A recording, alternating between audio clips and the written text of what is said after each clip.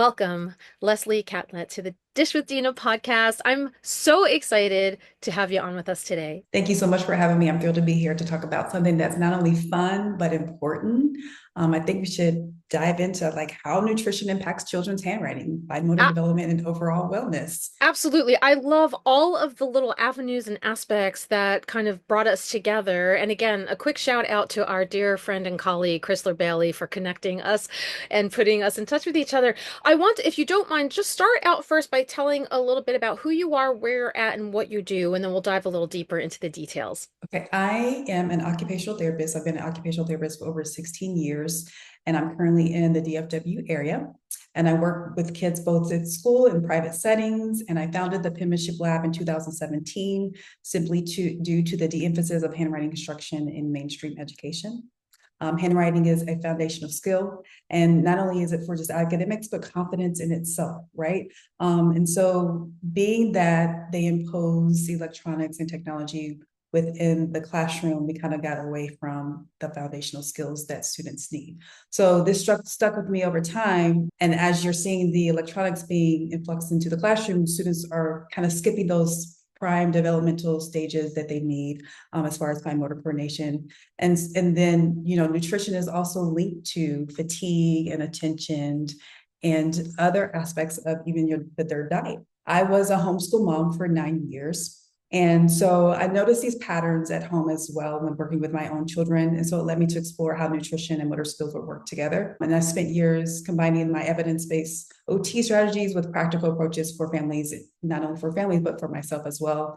And it's been amazing to see how small changes can make a big difference for kids. I always like to get an origin story too. When you were going through high school, college, how did your life lead you in this direction? Like, what was it that brought you into this world? And then share with us a little bit too of like the training that's involved, because a lot of times we have to do professional development or there's internships.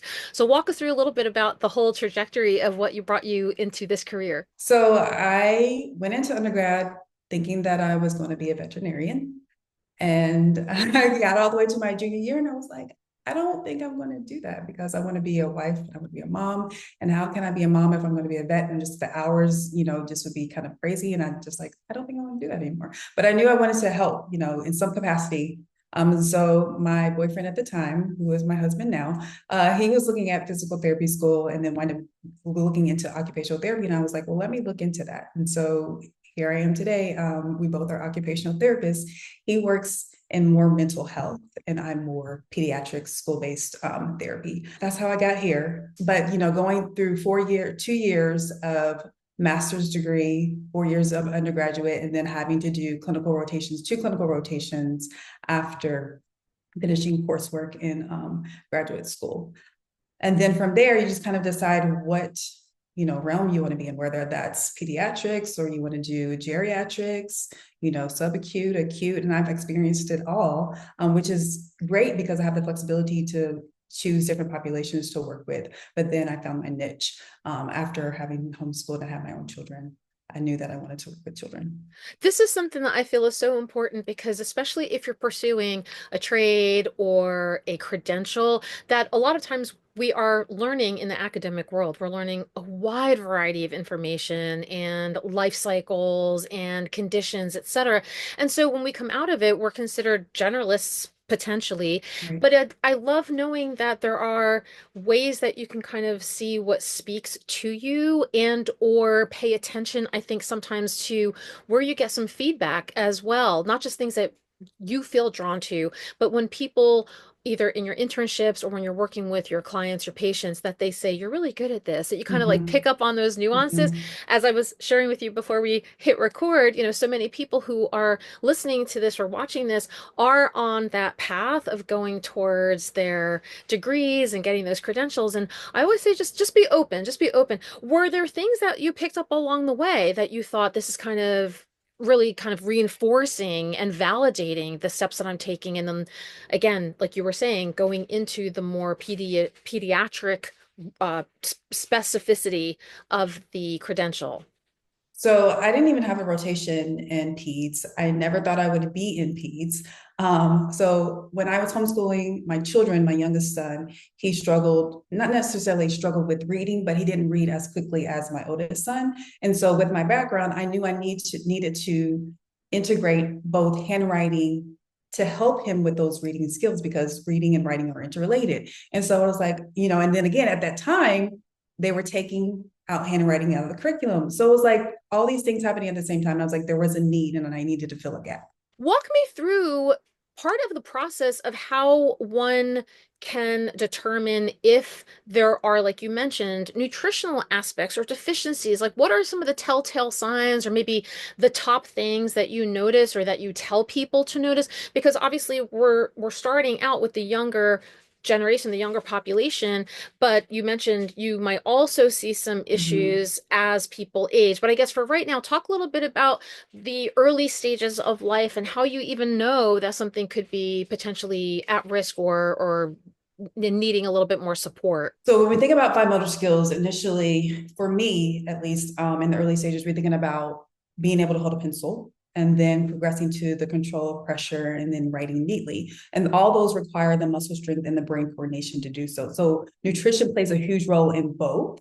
So for example, like the hand and wrist and arm strength, we need to have enough protein in order for those to build those skills. And then kids may fatigue quickly or have weak grasp. So that's an indication of the need for protein.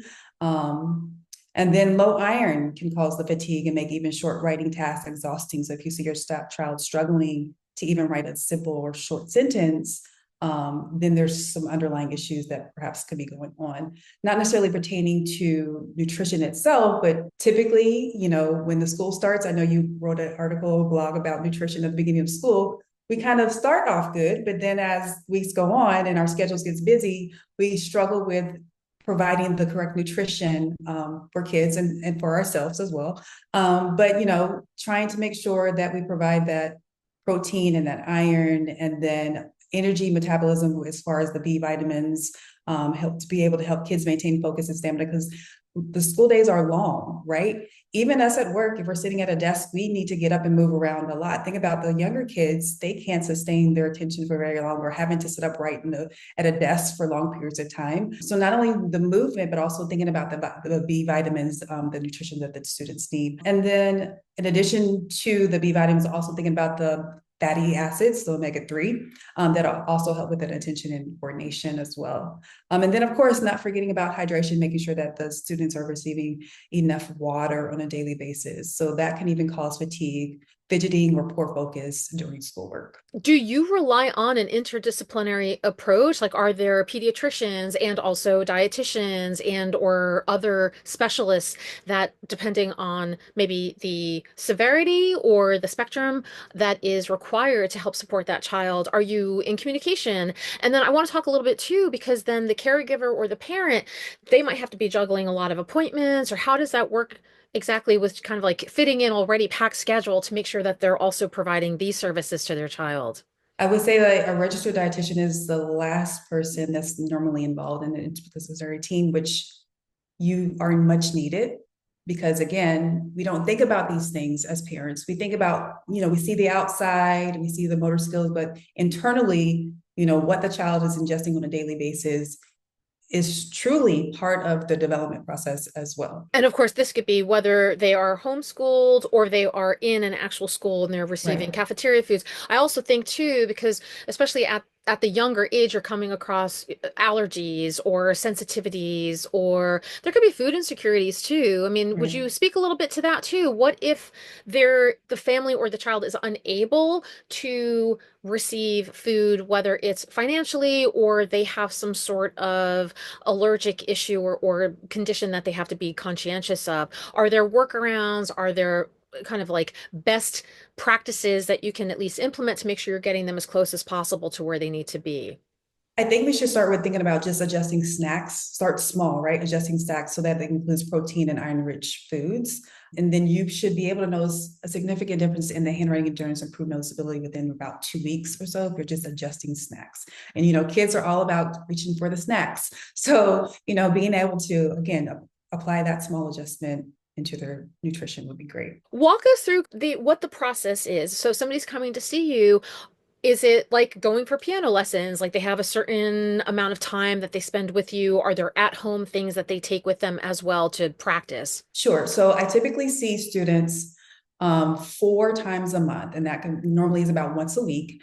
And then with Miss Leslie, I ask that you do 5 to 10 minutes of homework. I give homework. Most schools don't give homework, but Miss Leslie gives homework. And so the expectation is that you're spending that time working on the skills that we worked on within our session so that we can see carryover, and then we can collect data to see what your strengths are and what your weaknesses are, and then, work on them as we see fit. I want to talk too about a typical or a current week in the life of you. So, is this a full-time service that you're provided, full-time business? Are there other things that you're doing to either work towards professional development? And then how do you fit in your own personal needs as well? I offer both in-person and virtual services. I do work for a third party through like K-12, so schools in Ohio and schools around Texas. And so in the daytime when students are at school, I'm working virtually with students. I also have contracts with private schools and public schools. So if they have a need, then I'm going to the school on campus to provide that convenience for parents to offer the services there.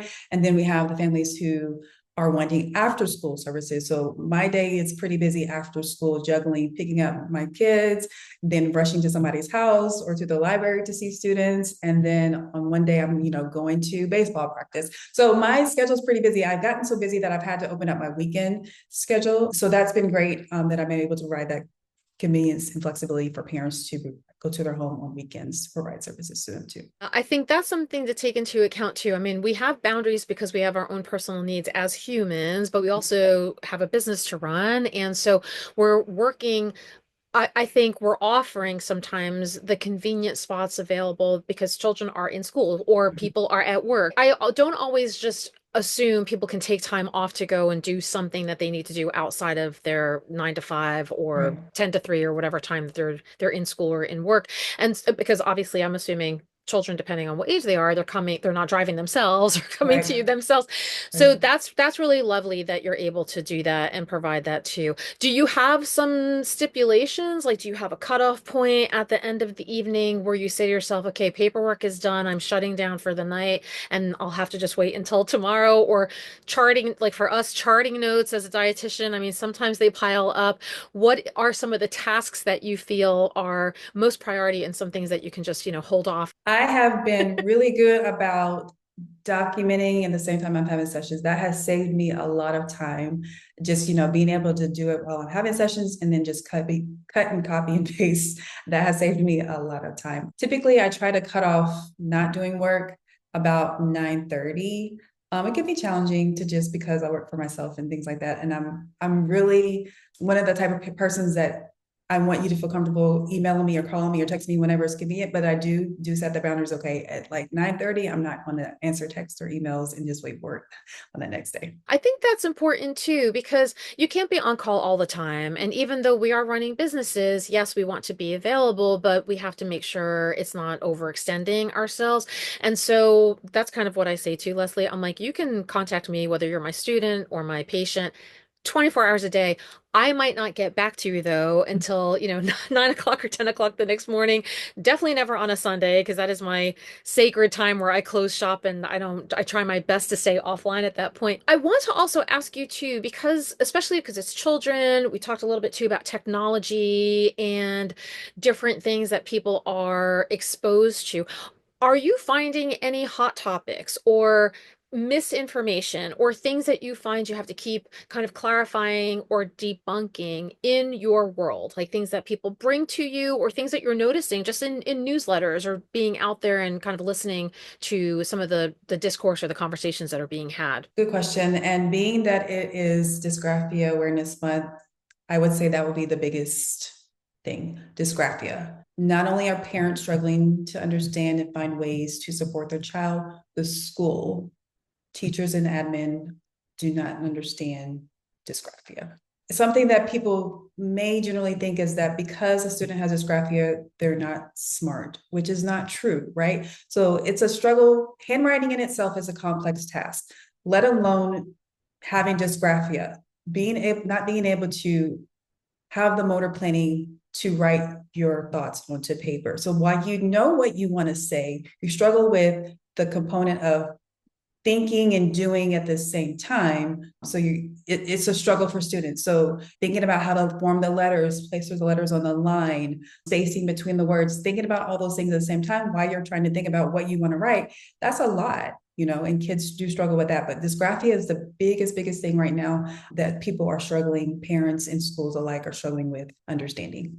That's very interesting. I am not sure I even heard of that term. I mean, I've heard of dyslexia Mm-hmm. and dyscalculia, right? So that's the reading and the Math mathematics. But dysgraphia is more of kind of like trying to form thoughts and be able to express them and also in written form. in Mm-hmm. written form. I want to ask you too, are there certain go-to resources that you have to stay up with? Like, are there conferences? You mentioned Dysgraphia Month or Awareness Month. So tell us a little bit about in the profession itself, where or how are you marketing or networking or getting the information you need to do to stay on top of whatever it is that like the current stuff that you're trying to keep up with as well? I'd stay really close in contact with educational diets. So those are the ones who are really testing and diagnosing these students. So it's kind of keeping up with the trend of what are you seeing most frequently.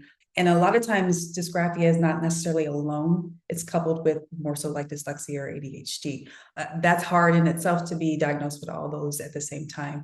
But I strongly am in contact with those educational diex on a constant basis to see where the need is and what the struggle is with the kids. That's one of the things that I like talking about too. So, whether we're coming from the user end or the professional side of things, of understanding the questions to ask when people are qualified for things, understanding that, there's always ever evolving information, I think, as well. And sometimes it helps to know kind of behind the scenes, like the work that we're doing as professionals to keep up with everything. And I want to, I guess, along with that, I want to find out from you, what are some of the tools that you use in order to market your services or to get the word out?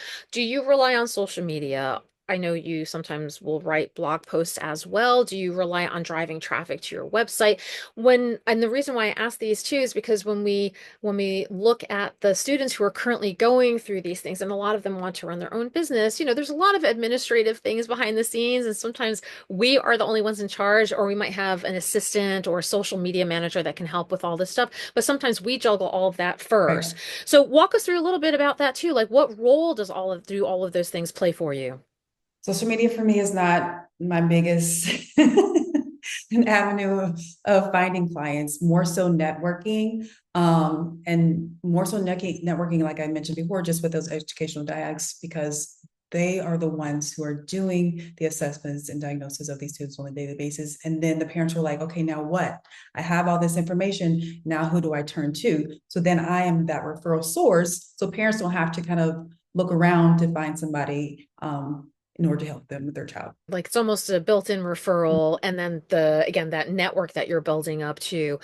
When you think of the future, I don't know how far in advance you plan your life, but when you think of the future, what does that look like for you in the professional side of things? Are you planning on extending your services? Are you going into, if you haven't already, writing a book or materials or anything like that? Where do you see maybe the next 2 to 5 to 10 years of what your business looks like? I haven't thought that far, honestly, taking it day by day. I have a sophomore in high school. And so I'm more so thinking about how to get him out of high school. And I haven't really thought about on the business side, but of course, I would love for it to grow immensely so that I can be that dysgraphia guru or the person that families feel that they trust and can confide in and feel comfortable enough to allow me to provide services to their child. I want to be that person. That's very lovely.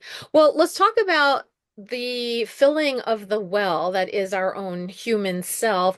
What are some of your non-negotiables? For example, if everything gets really busy or crazy or overwhelming with responsibilities and things like that on a weekly basis, what are the things that you absolutely feel like you must do in order to make sure you're taking care of your own self and centering yourself? Working out. I have a goal to work out 2 to 3 times a week. Sometimes I meet that goal, sometimes I don't. Sometimes it might even be just one time. And I'm like, yes, I needed that.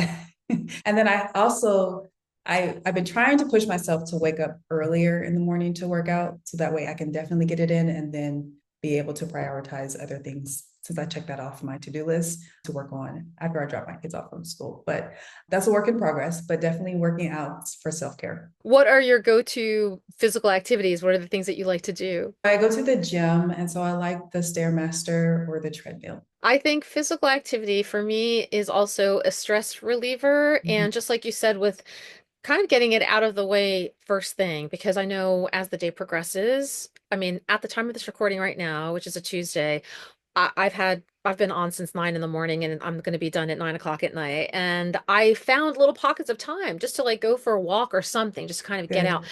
And that's important too, right, Leslie? Like when you are overwhelmed with things or there's a very busy caseload, workload, whatever, like you said, it's important to take that time for yourself to be able to release, but also fill and Mhm. provide yourself with those habits that you need. Otherwise, how can we possibly function? Right, right. Yeah. And then it gives you, like, I'll talk all day long, right? I'm talking or I'm in meetings all day long. So then when I'm working out, I don't have to talk, like plug in my music and not talk to anybody, or worry about anything. I think that's something that they definitely don't teach us in school, where it can be very fatiguing to be on all the time, whether you're receiving information or you're constantly providing guidance and recommendations.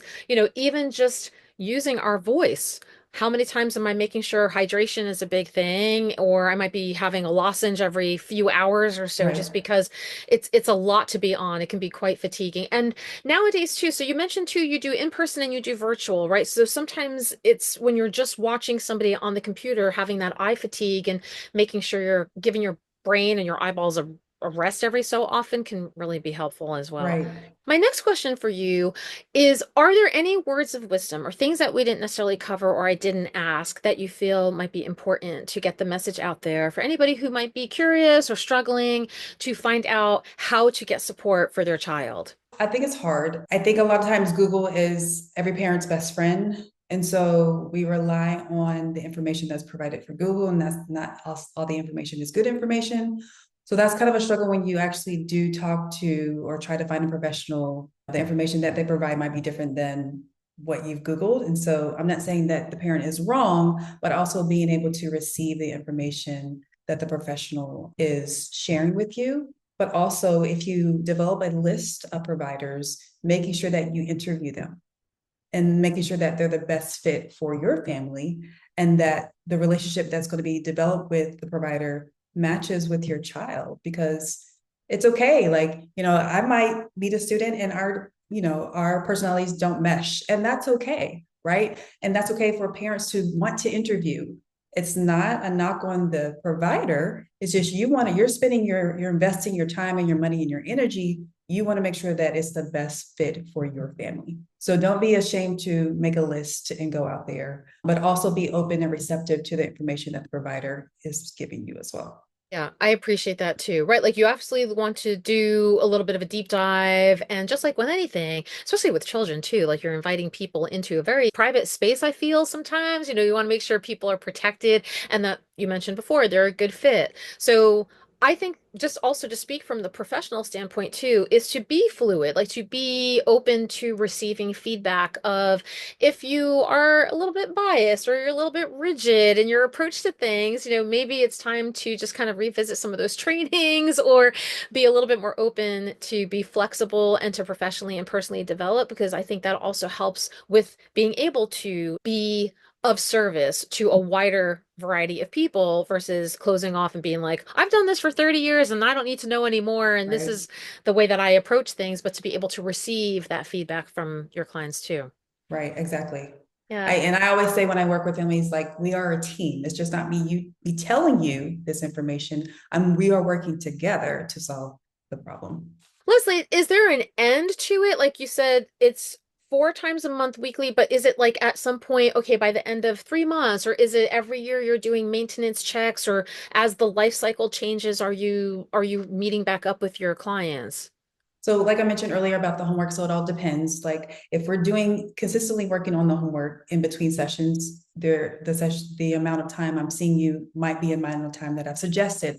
Whereas If we're not, then it might be a longer time period for me to see you. And or if I'm doing my assessment at the beginning, I'm just really meeting your student, right? So I'm not going to see what they look like outside of the 30 or 45 minutes that I'm initially seeing them. So if their attention span is good during that session, their attention span might be as good as it was in the next session or the next session. So that also plays a role in the amount of time that I'm seeing the students too. Like it's an ongoing evaluation. With the dietetics profession as well, the assessments, the way that we intervene, the way that we monitor and evaluate, they could be quite linear, they could be quite cyclical, there could be reversions as well. So if somebody lapses or relapses, that's part of our services that we come in and make sure we can help support them and overcome any obstacles or barriers. I did want to find out, is this considered a service that is covered by insurance or is it an out-of-pocket service?